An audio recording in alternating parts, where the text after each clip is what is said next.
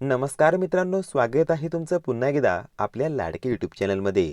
मित्रांनो, जुळली गाठ ग या मालिकेच्या नवीन प्रोमोमध्ये आज जे काही घडले ना, ते पाहून अक्षरश तुम्हाला सुद्धा धक्काच बसेल. प्रोमोच्या सुरुवातीलाच धडकी भरवणाराच एक व्हिडिओ आपल्याला दाखवला जातो, ज्यामध्ये दामिनी जी असते बेडवरती झोपलेली असते आणि सावी दामिनी मॅडमच्या शेजारीच ना तिच्या काळजीपोटी त्या ठिकाणी झोपलेली असते. धैर्य थोड्या वेळाने त्या ठिकाणी पोहोचतो. तिथे पोहोचल्यानंतर आपल्याला असे दिसून येतं, सावीचा डोळा लागलेला असतो.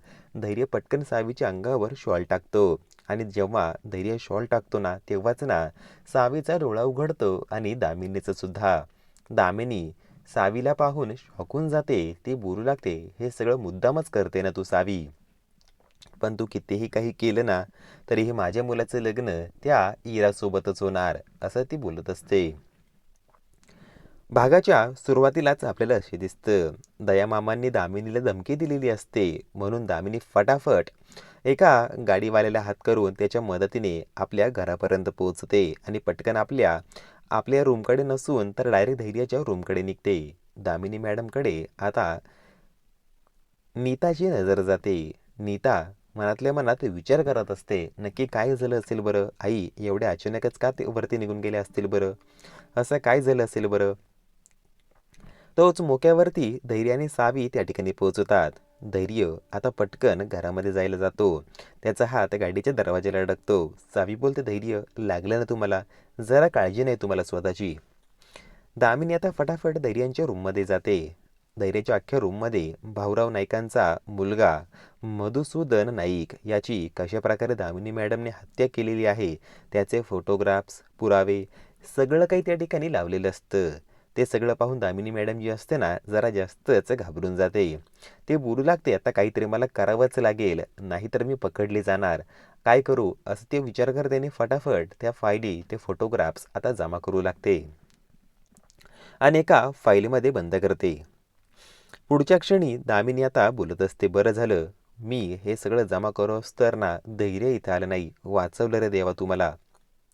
आणि मग दामिनी त्या ज्या फाईली असतात ना, एका ते घालून आता एक गट्टा करून स्वतःच्या साडीमध्ये लपवून घेते.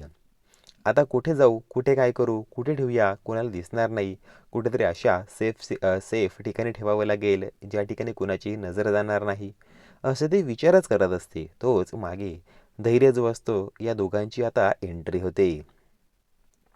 धैर्य जोरात आई असं बोलतो. आईचं आवाज ऐकून आता दामिनी जी असते ना, ती मागे वळून पटकन धैर्यांकडे बघते. त्या फायली तिने त्या ठिकाणी तिच्या त्या साडीमध्ये लपवून ठेवलेलं असतं.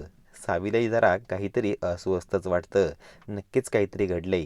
दामिनी बोलते, काही नाही रे, तू तुझ्या रूममध्ये नव्हता ना, म्हणून तुला बघायला आले होते, असं बोलून ती पटकन तिथून पळून जाते. आता पायऱ्यांवरून खाली येत असताना ती तिच्या रूममध्ये जाते आणि समोरच्या कपाटातच ना त्या फायली लपवून ठेवते. फायली वगैरे लपवून ठेवत असताना तिला चांगलाच घाम फुटलेला असतो आणि फायली तिथे ठेवल्यानंतर त्या ठिकाणी सावी आणि धैर्यांची ना एंट्री होते. धैर्य आणि सावीला पाहून दामिनीच्या पुन्हा एकदा पायाखालची जमीन सरकते. त्यामध्ये सावी आता दामिनी मॅडमला बोलत असते, दामिनी मॅडम, मला माहिती आहे तुम्ही नीच आणि नालायक होता, परंतु तुमचा स्वार्थ जपण्यासाठी तुम्ही या पातळीला जाल याचा मी कधी विचारसुद्धा केलेला नव्हता. आता धैर्य जो असतो ना, तो बोलत असतो, आई अगं तुला मी माझा सन्मान मानायचो ग, पण काय झालं, नीच बाई निघालीस तू. तुझ्या पोटी जन्माला येऊन खूप मोठं पापच केलं असं दिसतंय मला. दामिनीला जेव्हा धैर्य आणि सावी हे सगळं बोलतात ना, तेव्हा ती एकदमच ना जोरात बोलते, नाही मी काहीच केलेलं नाहीये, प्लीज तुम्ही जा इथून, असं ती बोलून त्या ठिकाणी बेशुद्ध होऊन खाली पडते. आता इकडे धैर्य आणि सावी आपापल्या रूममध्ये आलेले असतानाच ते फ्रेश झालेले असतात. काहीतरी पडण्याचा आवाज होतो. धैर्य आणि सावी या दोघांमध्ये चर्चा होते, काहीतरी पडलंय खाली, जावं लागेल. दामिनी जे असते तिच्या हातातला पाण्याचा ग्लास खाली पडलेला असतो आणि त्याचे जे काचेचे तुकडे असतात ना, ते काचेचे तुकडे दामिनी मॅडमच्याच हाताला लागतात. दोघंही जण धावत पळत दामिनीच्या रूममध्ये जातात. दामिनी बिचारी त्या ठिकाणी खाली पडलेली असते. आईला असं खाली पडलेलं पाहून धैर्य आईकडे धाव घेतो. धाव घेतल्यानंतर तो आईला उठवत असतो, तर दामिनी तरीही आता तेच बोलत असते, धैर्य मी काहीच केलेलं नाहीये रे, प्लीज मला सोडून जाऊ नको रे. सावी जी असते ना ती धैर्यांना बोलत असते, धैर्य अहो बघा, ते बेशुद्ध झालेले नाहीये फक्त, त्यांच्या हाताला सुद्धा लागलंय धैर्य, काहीतरी करावंच लागेल आपल्याला.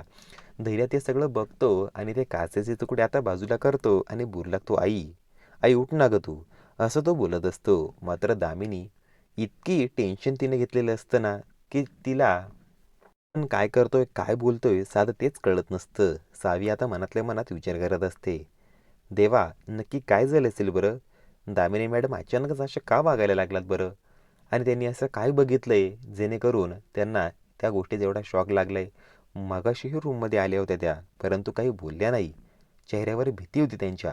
या भीतीचं कारण काय आहे हे आता मलाच शोधून काढावं लागेल, असं सावी मनातल्या मनात विचार करत असते. तर मित्रांनो, पुढे नक्की काय होणार बरं? दामिनी मॅडमचं भीतीचे कारण नक्की काय आहे? याचा शोध घेण्यासाठी सावी धैर्यांची मदत करणार आहे आणि सोबत मिळूनच दामिनी आणि दयामामांचा खरा चेहरा आपल्याला येणाऱ्या पुढील भागामध्ये पाहायला मिळणार आहे, जो लोकांच्या समोर आलेला असेल. व्हिडिओ आवडला असेल तर व्हिडिओला लाईक करा आणि अशाच प्रकारे या मालिकेचे नवनवीन अपडेट बघण्यासाठी आपल्या मराठी टी व्ही बुलेटिन या यूट्यूब चॅनलला सबस्क्राईब करायला विसरू नका.